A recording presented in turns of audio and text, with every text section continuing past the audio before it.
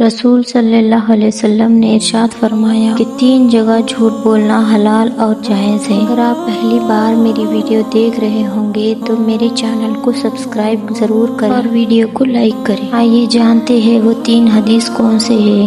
رسول اللہ صلی اللہ علیہ وسلم کا ارشاد ہے، وہ شخص مومن نہیں جو خود تو پیٹ بھر کر کھائے مگر اپنے پڑوسی کو بھوکا رکھے۔ سیدنا ابو امامہ رضی اللہ عنہ سے مروی ہے کہ رسول اللہ صلی اللہ علیہ وسلم نے ارشاد فرمایا، جس شخص نے ہر فرض نماز کے بعد آیت الکرسی پڑھی، اسے جنت میں داخل ہونے سے صرف موت نے روک رکھا ہے، یعنی وہ مرتے ہی جنت میں داخل ہو جائے گا۔